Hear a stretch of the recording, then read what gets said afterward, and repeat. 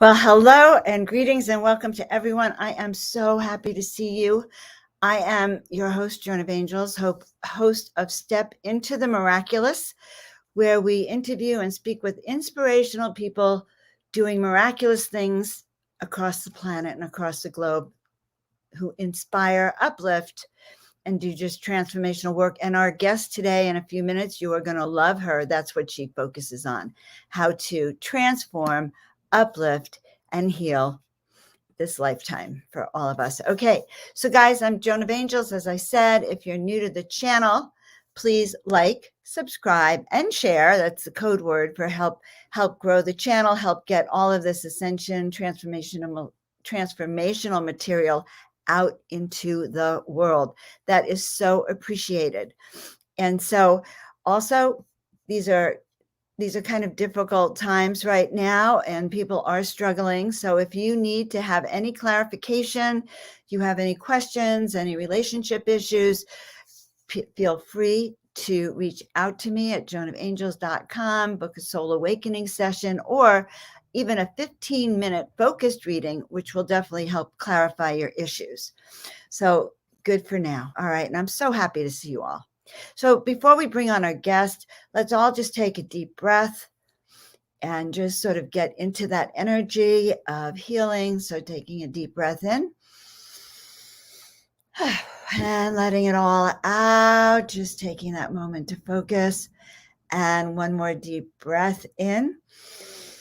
Kind of bring your shoulders back. Feel like the presence of our guides, our loved ones, Mother, Father, God. We are just so grateful to be able to come together and to bring this wonderful information and healing for all of us. And so it is. So guys, our guest today is Jodi Serota, and she is a metaphysical educator, a channel, vibration, sound, and light language healer, and also a professional artist. Her in-depth intuitive abilities and her remarkable sound healing powers are used to create initiations and activations which instantly make major shifts in consciousness and healing. She holds individual channeled Akashic record reading healing sessions, teaches classes, and creates multimedia concerts and events for personal growth, healing, transformation, and the creative process. You are going to love her. Guys, I want you to meet Jodi. So I'm just going to be your audience. I am so glad you are here, Jodi. And everyone, I want you all to know I had an amazing session with Jodi just a week ago or so, and I will be telling you about it. And everything we say here, I have to say, is authentically true and real and happens in Jodi's presence. All right, that's good for you, Jodi. So tell us a little bit who you are and how you got to be who you are. Well, as you had just mentioned, that my work is really about consciousness raising, healing, personal growth, and transformation and creativity. My background is painting, art. I went to school for art. I still do the art, but now I direct it more for visual vibration. My work is about, lost my voice a little bit, it's working with visual vibration, audible vibration, and kinesthetic vibration, where you can feel it. So I've combined for different times, I do different things. I've combined my art with my work with channeling information. I do the Akashic record readings. And I also, over the years, sound started coming through me. And that's an audible vibration, and then light language, which is audible, and also I write them and put them in my paintings and sing them. All these things started to come together. But the way that all this happened was, it's an odd story, but a lot of people have odd stories before they open up more. I was open when I was younger, but I didn't know I was open. I was always reading books on what happens after you die and mediumship and things of that nature. But when I was about 19, I was in England going to school for a semester for my art. My original school is Syracuse University. And I had a boyfriend for about 3 years. He wanted me to live with him the next year. And I decided to leave for a while, go do my art, and contemplate what were my next steps. So while I was there, though, oddly enough, this guy that I had been with for all this time had disappeared and was never found. This happened in 1976. And I didn't know what was going on. And then, but I did. Somebody had mentioned something to me who didn't even know him, just saying, "Did you hear anything?" Because on the campus, everyone knew, but we didn't know yet. And she happened to be living with someone who knew this guy, Scott, and whatever. Anyway, it was like she wouldn't have known. And I just looked at her and said, "What happened to Scott?" And she has no idea who he was until I knew her roommate had something to do with this. But she found out before me, but I knew it before that. And then I got so overwhelmed of like, how does in those days, people weren't missing. And in those days, this was a 6 foot tall guy that was strong and could take care of himself. I never really found out what happened. But what it did for me, the main thing for me over the years is because of it, I started searching, and I got a download one night when I was sleeping or in a meditation or something, I don't remember. But it said, Scott disappeared, Scott disappeared, and my search began. And I thought my search was for Scott, but it was for my connection to God. And I didn't believe in religion or God or anything before that. Wow. So that was so Scott's disappearing triggered your spiritual awakening. Yeah. And what happened is I started to, I kind of stopped going to school for a little while I was there, just because I was trying to figure out everything. And what happened is I started to try to contact him. I was going to these little meditations, but I wasn't really doing this yet. And I went into these meditations. I was looking from my eyes into his, like energetically from soul to soul, kind of asking if you can tell me what's going on, maybe I can help you or whatever's going on. So it turned out I didn't get any answers, but I kept doing it. And then eventually I went back to school because my parents were paying for it. But right. I had to continue. It was almost, a few more months left. But so then I got things from the FBI looking for him because they knew I knew him so well. They thought maybe he was with me. Anyway, beside that, the end result was that I found over the years, I realized that our souls played different roles to help us to grow. And this soul was willing to go through whatever he had to go through, probably death because they never found him, or murdered or whatever the thing was. And for me to stay and for me to be searching and to realize my searching, because then I really didn't believe in God because I was like, how can you take away people that you love? And then it turned out that it just opened up into a whole different thing for me. And I started searching, and then it was really about searching within myself for my connection that I already had because I was meant to do this work, to be in the world in a bigger way. And when I was younger, I hardly ever spoke. And it was because of lifetimes of being tortured and killed and everything for speaking out about my beliefs. This kind of helped me to come out more. It's funny, my voice is hoarse right now, though. But I'm speaking anyway because I know this is my purpose. But my guides started coming to me every day. They told me to sit for 3 hours, and I would just sit there and ask information, and they would be guiding me, and then they would having me going to different parts of the room telepathically with them and teaching me about energy. So they really taught me and prepared me for really opening up on a higher level. And I went through different levels of consciousness. And during that time period, even right when I found out he disappeared and I started doing this process with my eyes, later I found out that was something from the mystery schools in Egypt that I learned, how to telepathically connect to people. And I've used it for other boyfriends and people later. And they would call me immediately. I would send a message through my eyes to theirs. But the opening for me became like my main focus. I just needed to know what I need to know about myself and who I am in relation to everything. And here I am with Joan. And here we are exploring the miraculous and the most healing of inspirations. And so then you went on to establish a metaphysical center, right? That you said was one of the largest ones in the world. In New York. In New York City. Well, New York City is the center of the world. So there you have it. My guides told me I was going to be creating a huge center, like it was the whole floor of a building. They described the entire thing for me. And I looked for a number of years when I started to get ready for that. It was years later. And I was like, I'm going to create a center. I don't know how to do that. I knew a lot of people because I was already doing my work and I was out there in a certain way.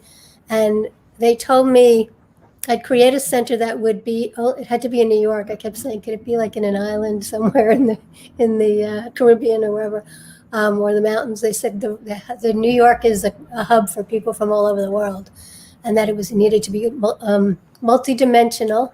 It had to be metaphysical and multidimensional. It had to be in New York, and it had to be, for the moment, in a building that was a whole floor of a building. And they kept looking around, and when I finally found it, I knew I was meant to do that. And I had some money that I could put into it, so I was able to do it. But after about 9.5 years, they doubled my rent and I couldn't do it. But if I had it now, it's the pandemic, I probably would have had a big, huge space with nobody in it. So they told me I'm going to create another one, but I will see.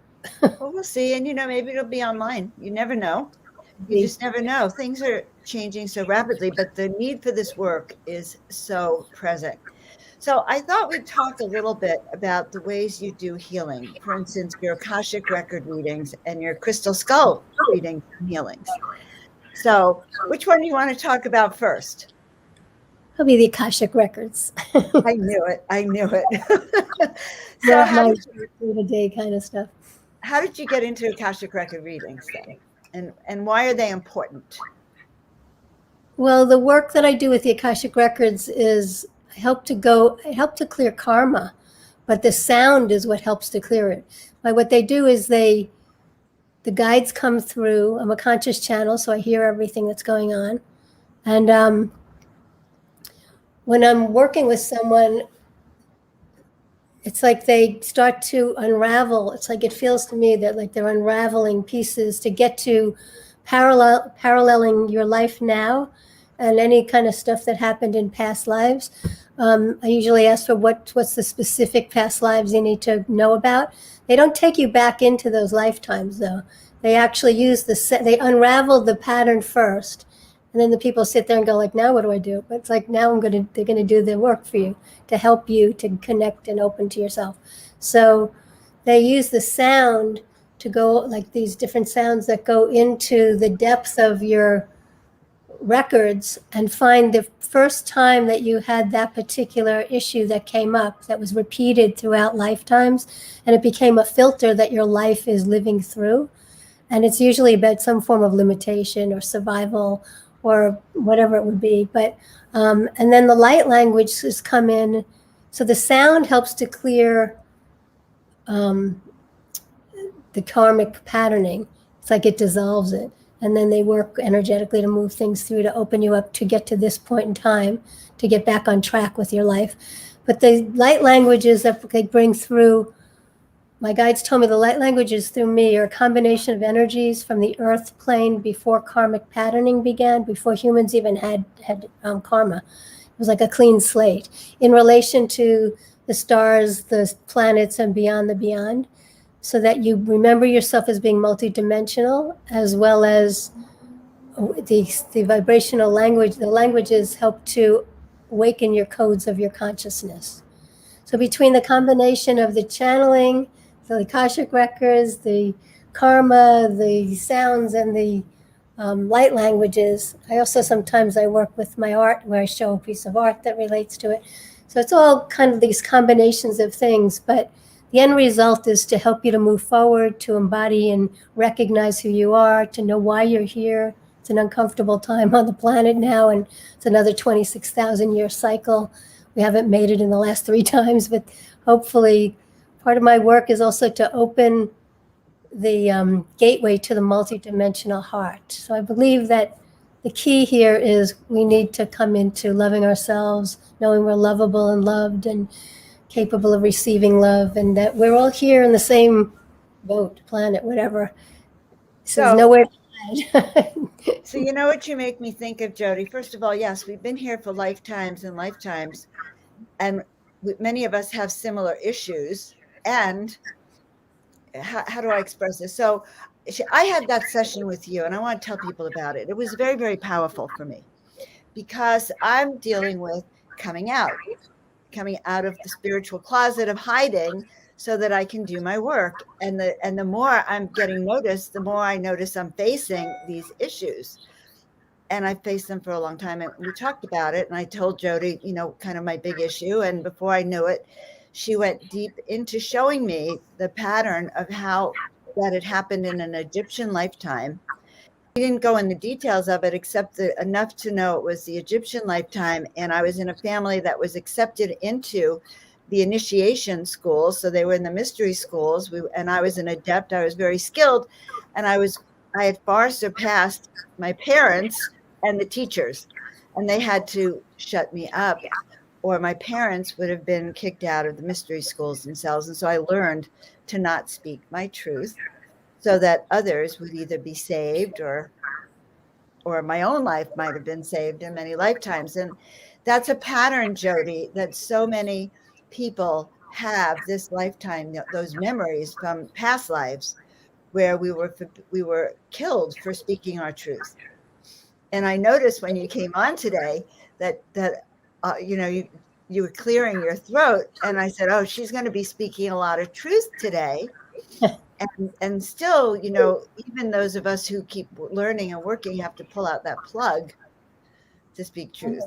When I was younger, before I opened up, I was always observing everything, which helps me with my work now. But I listened to things, and when I would say things to people, this is when I was young, they would just, my girlfriends were talking about whatever, guys and stuff. And I would see this whole kind of, it's like an arc. Like I would see all the pieces that went into what they were talking about. And then I would be listening and then seeing, and then I would see a space, sort of like the space that if you could find what goes in that space, the whole thing would bridge together. I didn't know I was doing this. I just thought everybody did this. Wow. I didn't know. And I would just say something that would just kind of pull it together, and they would leave going, "It's always so nice to have a Jodi conversation." And I'd be like, "Yeah, it's fun to talk to my friends." I didn't know the difference, but the thing is, I didn't realize that they didn't see this or know this or whatever. It just made sense to me. So, but it was being guided, and eventually I realized my guides were coming through me, and I have all these, my senses have over the years have been heightened. And during that time when this whole thing happened, when I was in England, I knew something was changing, but I was too involved with trying to figure out what happened to this guy. But I felt something change, even the idea that I was doing these things. I realized later, but my sense is that, and over the years, I've kind of figured out something went different.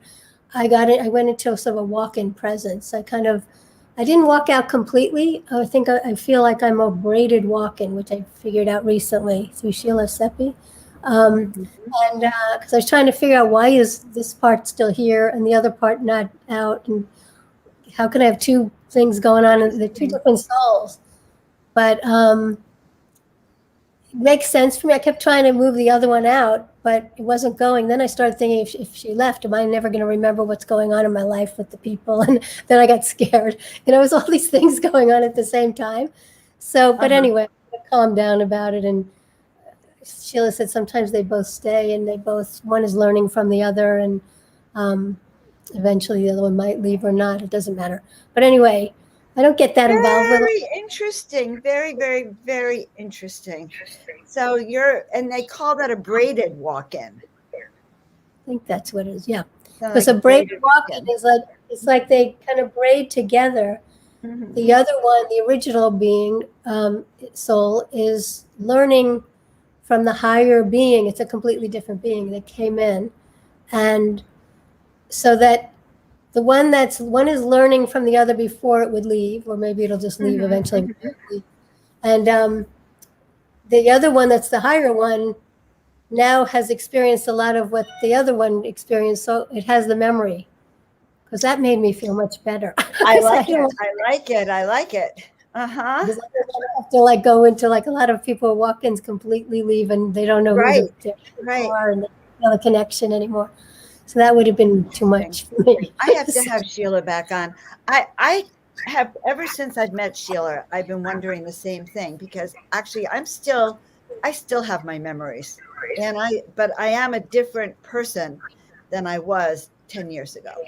And that's 100% true. So something to think about.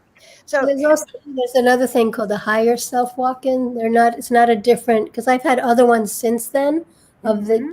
higher, that means that it's a higher part of your higher self, Ah, it's a higher part of the higher part that can got it. come in before you even work through all the other stuff. So it helps you to really come into that next level. That's So it me. doesn't necessarily be another being. It can Right. just be other parts of yourself. Be another aspect. That's very, very interesting. Or another Like, fractal, as like a people higher part of say. the higher self. I like that, and that does. I think that makes sense for myself. By the way, it kind of resonates for me. So, how did you get into then from your Akashic Records? And I want everyone to know that Jodi's going to actually be speaking at the Portal to Ascension Crystal Skull Conference, because I didn't even know she was into crystal skulls, and apparently she worked with Max For and years, 20 something. Joanne Parks for years. So tell us about what you do with crystal skulls, say now, and how they help a little bit, Um, or your relationship, or anything yeah. about the skulls you want to tell I us. worked with Max. I brought Joanne Parks into New York for many years, at least twice a year, and then it was once a year when I had my center. Um, but someone just mentioned this to me about this skull thing, and I was like, I don't know what this is. Anyway, it turned out it was really close by. There's always these stories that go with these things, synchronicities, especially with the skulls. So I lived in the village downtown. I'm uptown now, and the people I called up, one of my clients said, I think you might be interested in this. I was like, I don't even know what it is. Anyway, so I called up and said, I want to do an individual session. This was like 9 o'clock at night on a Friday night. It was only for the weekend. And the guy said, it's already booked up. So I said, okay, I wasn't attached to it, which is good because when I'm more attached, things don't always happen because I'm holding on today. So I was like, okay, I didn't know what it was anyway. So I said, if it's meant to be, can you put me on the list? He goes, okay, you're on the bottom of the list, but we'll see. So the next morning at like 8 o'clock, I said, call me. I'm really close by. I could walk over to where you are. So this was 9 o'clock at night on Friday night. And then Saturday morning, I get a call from him at 8 o'clock in the morning. He said, last night your name was on the bottom of the list. This morning I woke up and your name was on the top of the list. So I just said, I guess it's meant to be. I didn't question it. But that's how he told me. I mean, maybe somebody got out of it, but that's what he told me. So, Wow. so I went over there not knowing what was going on. I go in there, and it's this little church that they were doing this thing in. And there was another girl that was putting her hands on it, and she actually was doing light languages. But I sat across from her for a moment. No, I was lying down on the floor next to it. And she said she starts doing, she was a channel, but only did light languages. And it was only doing it for a few years. But and I had been channeling for years, but in English. So then she starts doing these languages, and immediately I sat up. I would never normally do this. That would be like it's impolite, trying to do the right thing. But I automatically said, I know these languages. I've spoken them before, and I want to speak with them now. And she just looked at me. She goes, okay, sit up and we'll both put our hands on it. I was like, okay. So, and I didn't know what to expect at all. I couldn't believe it. Wow. Because it was like, Wow. what am I saying? What am I saying this for? Who am I to say this? So it didn't even occur, like all these things just happened. I put my hands on it with her, and we started going back and forth with the light language. And I didn't even know I knew the light language. I said that I knew it. It was from some other time. But it turned out we were going back and forth and back and forth, and the energy get higher and higher. And then we were laughing in sync and harmony, and then saying the same things. And then I went into channel. And what happened is, because the energy was so high, and I channeled something about how she had blonde hair. She was all in white. I had dark hair, and I was all in black. And I was connected. The information that came through was I was connected to the star system Sirius. She was connected to the Pleiades, and we were opening up some kind of gateway or portal or whatever by doing this. So the guy who owned the little church, yeah, because they were watching. He and Joanne Parks were watching this, and he just came up to me and he went, and I'm like totally spaced out. I never experienced this kind of thing before. And he said to me, obviously you're what did he call me? A goddess or something. You've already been initiated in so many lifetimes. I want to show you something. And meanwhile, I'm totally spaced out. He's treating me like this the high priestess. He kept saying to me. Uh-huh. I was like, okay, whatever, because I was so spaced out. I didn't have time to come Wow. down from. But So you then he takes. expected it. I didn't really, but some part of me must have. So then, because I got in, all these synchronicities. Then he takes me to another room by myself with him, and he shows me this stage, low stage with all these things with coverings over them. And he said, "I'm going to show you something." Meanwhile, I was totally spaced out, and he starts taking the cloths off, and he goes, "We usually don't show this to anyone in our church unless they've been initiated for at least a couple of years. But you are the high priestess." He kept saying this stuff to me, and I was like, "Okay." And Wow. he takes all these things off. There were all these different crystal skulls, all different sizes. They were big, but all different sizes, all different stones and colors. And I'm just looking at this whole thing, and I didn't really understand. I didn't know what I was doing with this. I just like went through the process, and I'm like completely like kind of like expanded. And so I was like, thank you. And then we went back to Joanne, and I gave Joanne my card, and I said, if you're going to be in town sometime, let me know. And then she's like not too long after, she called me and she said the woman who was going to bring Max into town to set it up and everything, she started to set it up, but she needs to like move out of her apartment and move to Georgia in the next week or two. Could you take it over for me? Because she saw me doing these languages. And it wasn't the woman with the languages. That was somebody else. So, this person setting it up in New York. So I was like, okay. And then, so then she said, okay, and this was like, it was like somewhere around April, I don't know, whatever. So I said, okay, I'll do that. I'll bring you in and help you to, promote whatever. So it turns out, and she wanted me to work with it because she saw me do the languages. So it turned out that also when she called me, I said, like, how did you even remember who I am? She said, I had your card on my desk. And she said, when I saw this happen, I felt you were the one, whatever. I don't remember. But anyways, all synchronicities. So I started to do it, and I was able to gather lots of people because I've already been doing my work before. And I did this every year with her, twice a year for about, and what we would do is I would do individual sessions with it. I'd put my hands on it with the person, and then I'd say a prayer, and I'd connect to the skull with the other person, and then I would bring through guided information and then channeling and sounds and languages, but we would do half an hour sessions. And with half an hour sessions, it would go right into all this stuff really quickly and really detailed kind of, and really energetic. And then I would do it half an hour sessions all day, Friday, Saturday, and Sunday, every half an hour till like all night, till like the end of the day, till like 11 o'clock at night, from starting at like 9 or 10 in the morning.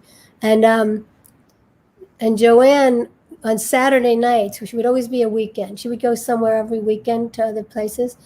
On the Saturday night, I put together a whole big event. So she would explain her whole story of how this skull came to her life. It was a whole thing. It was an interesting story. And then she wasn't in the room when I did the individual sessions. She would just talk to the people before they came in. But she would do with the bigger group.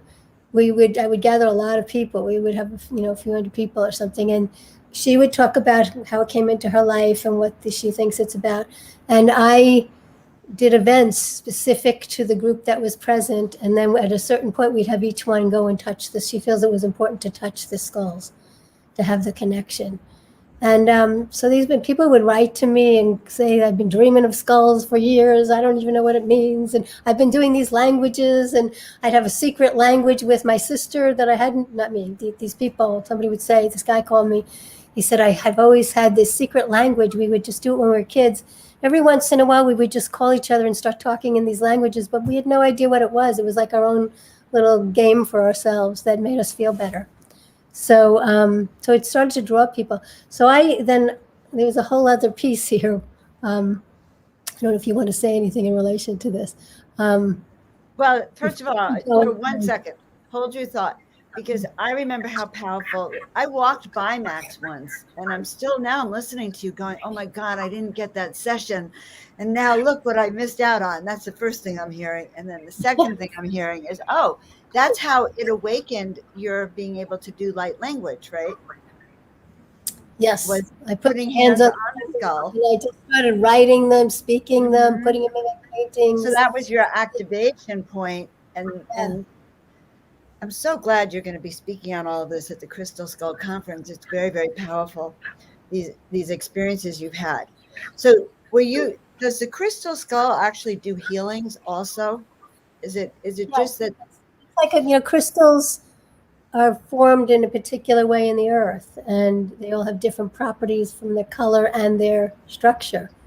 So I believe that these crystal skulls, that in sacred geometry, how energy moves through different shapes, and there's all different Mhm. things how that comes through and affects you. I really believe that one of the major geometric shapes that's a sacred geometry is the shape of our skull, because it holds our brain. And when you find things that look more like pictures or even skulls that have those elongated heads, or like different shapes, or the ones that go all the way back, um, with different, like, other beings from other dimensions, they tap into all these other dimensions as well, not only the earth. They grow in the earth, crystals grow in the earth, but they're connected to the stars and the planets and all that. So I believe that this is a sacred geometric shape that we don't pay as much attention to. We tend to see, when someone dies, you see a skull there, or the skull and crossbones. It's all, we've been tuned into the idea that it's about death, but it's actually the death of who we thought we were to come into the truth, I believe, who we are coming into in our truth of who we are, and emanating that through this particular shape as humans. And I have a whole other piece to this. I was on the Starseed Summit. I Mhm. talked about this, which I'll probably talk about it again at the Crystal Skull thing. There's a major connection for me with the languages in relation to all different star systems that has to do with these skulls. So I'll maybe save that for then. But there's a whole piece for me specifically in relation to that. So I had gotten a download where they just started, because I was like, what is it with these skulls? I don't know what I'm doing with all this, but I was working. And Max has been through this. The other piece to this was when I went to Guatemala with my husband at the time, and we were on top of a pyramid, because they're open on the top. And I just put out there, and I was doing sounds and languages, and send me, an ancient crystal skull if I'm meant to have one, and all this kind of stuff. So then we left from there to go. We had to go through Cancun, which is much more. We were in the jungles, and the other one, this was in a nice hotel, and we were like, going to go swimming and hang out for a couple of days until we left. And it turned out that it was raining the whole time we were there. So the only place to go there at the time was like to go to the mall. So we went to the mall, and as soon as we walked in the door of the mall, another synchronicity. We walk into the mall, and I put my foot in it, and I hear telepathically, "Come over here, come over here, come take me home, take me home." And then I'm like, "Oh Wow. God." And so I said to my husband, I think we need to go in a certain direction this way, because I'm getting guided today. He was like, okay. So we walk all the way to the other side of this mall, and there was a store that was for like higher quality gems, but right in the front, but it was spiritual, but it was like fine jewelry. Um, in the front, there's this big green head. Um, and it's sitting there, and I'm like, it was a green skull, and it was big. It's a good sized skull. So, like the size of our heads. So I put my hand on it, and I hear, take me home, take me home. If you take me home, I'll work with you and everyone else on anything to do with the heart center: love, relationships, passion, purpose, abundance, and prosperity, and more. And I'm like, what Wow. am I going to do with a green head? I'm already working with the other one, and I'm like, everything's making me feel like I'm completely nuts, But so it wouldn't leave me alone. It kept talking to me. And so I was like, here we go. I look at my husband, and he's like, here we go again. So turns out that we kept calling to find out the owner. He thought I was a doctor. He thought maybe I wanted it for my, an office or something. But what happened is, I said, I'm really interested in this. I want to know how much it is and where it's from and all these things. And he kept not being there. So I kept going back. And finally, we were looking in small stores, big stores, small stores. This was like in 1999, I think, or 98. And so we kept finding, they kept talking to me about masks and death. And that's all. I wasn't that, they didn't have these things yet. And so then I said, well, I'm really interested. I want to know some more information. And the guy finally, as we were packing to leave, we were only there for a couple of days. As we were packing to leave, in broken Spanish, so the skull told me what I was going to pay for it. And I found out it was like thousands of dollars. I was like, oh, great. So it told me what I was going to pay for it. It would have been a lot less. So at the last minute when we were leaving, we were all packed. We had a cab downstairs to go to the airport. The guy calls. And so my husband, like in broken Spanish, is using the negotiating powers of the skull, and we got it for like so much less, like $5, I think, different than what the skull told me, and it was like thousands of dollars difference. So then the guy said, "Come to where I am. We'll box it up for you. Tell them when you go through customs, it's an art object."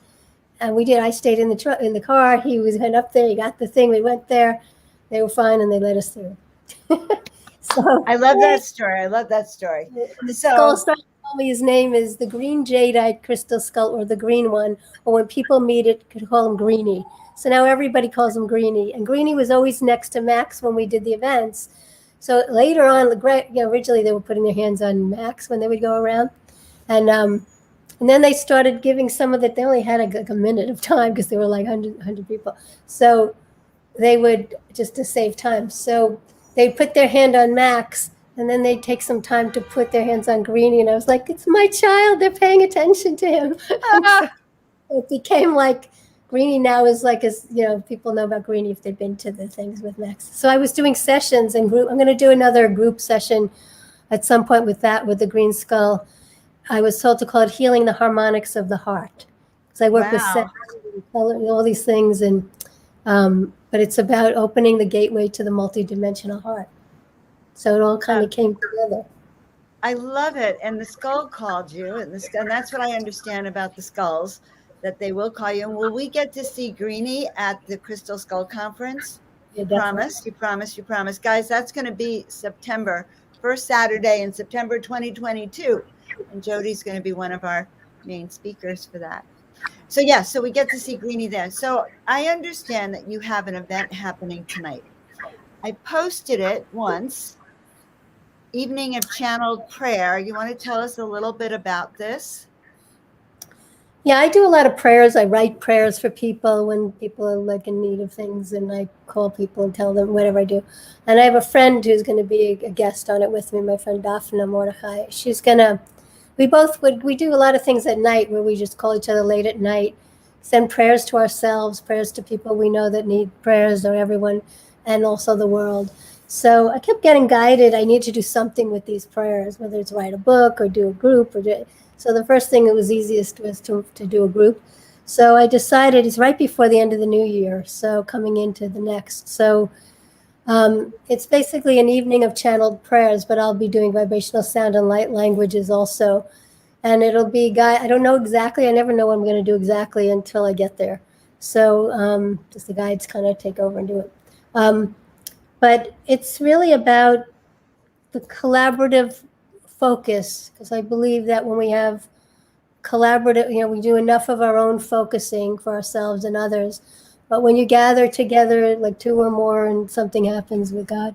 So it's the idea that if you gather together with really positive focuses, with intention, and when we have negative thought forms, that's what we create. So this is holding totally focused, higher connection and love, bringing love to everybody and everything, and seeing how we really can collaborate and work together to make a difference. I really believe we make a difference. So I think it'll be helpful for people who are, whether they need healing or just want to awaken, or move forward or have hope to go through the time period we're going through and to make a difference. We all make a difference, everyone does. So it's helpful on many levels.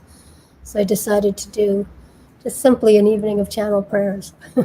Just so you know, to our guests who are listening, it's not just simply an evening of prayers. Jodi is kind of understating it. So when we had our session and she started using the light language and her chanting and her sound healing, I could feel it through my whole body. And I can feel, first of all, I felt like I went back in time, forward in time, sideways in time, if that's a reality. But I feel it's really very healing. And if any of you are called, sign up for it. Jodi would love to see you there. And I know your body, your mind, body, and spirit would also benefit from that. I just want to say one more thing about you. I did a session with Joan, and she does it differently, but she just starts talking and telling me things. I don't know if you're using astrological things and cards and all whatever she was using, but everything she said to me, I was like, yeah, that's happening. Yeah, that's exactly what's going on. That's exactly what I'm going through. That's my thing. And this is that. So, and it was very inspiring and supportive in who I am and helping me to really take that in. So I thank you for that. But I just wanted other people to know your sessions are also very powerful and very right on target. So thank you for that. So yeah, so guys, it is a skill. When you have these gifts, you want to share them. And sometimes it's great to be able to work with other healers also to really get this kind of work. And I appreciate that, Jodi. And I feel like I can't wait to work with you personally again. So I love, love, love your work. So guys, if you have any, reach out to Jodi, I guess is what I want to say. Reach out to Jodi, and she's got lots of wisdom and lots of real healing for all of you. I think that we have a great. Oh yeah, so there's Kathy. She's looking forward to having a session with me. And let's see. Oh yeah, here's something else about Max. Yes, it was. Max was in Tucson. That's where I sort of saw him. He blew out the power of the studio lights, and she's also, yeah. Can Green One participate with Jodi in readings? That's a very good last question. I haven't done it in a while. I have to figure out how to put it all in place with my little setup here. I like to have it in place for the whole thing. But yeah, I started to also do sessions with the Green Skull many years ago. I kind of go in and out of all these things I'm doing. Yeah, and I do. It's similar, and I guess if you're just seeing it we can do it on Zoom.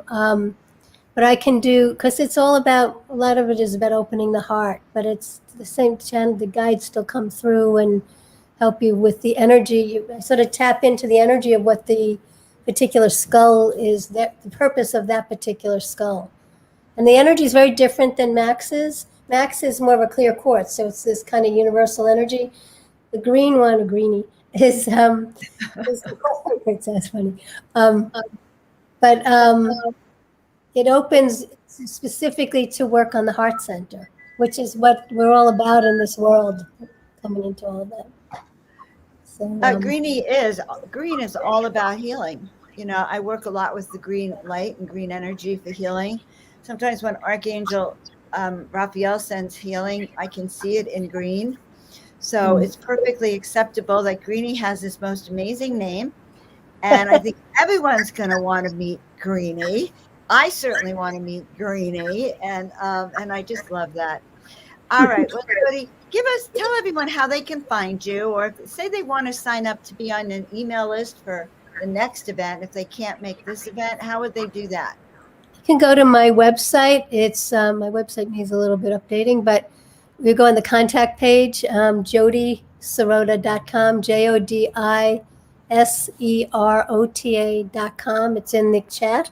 And also I have in the chat for the evening of channel prayers with vibrational sound and light language for tonight, 6:30 New York time, Eastern Standard Time to 8.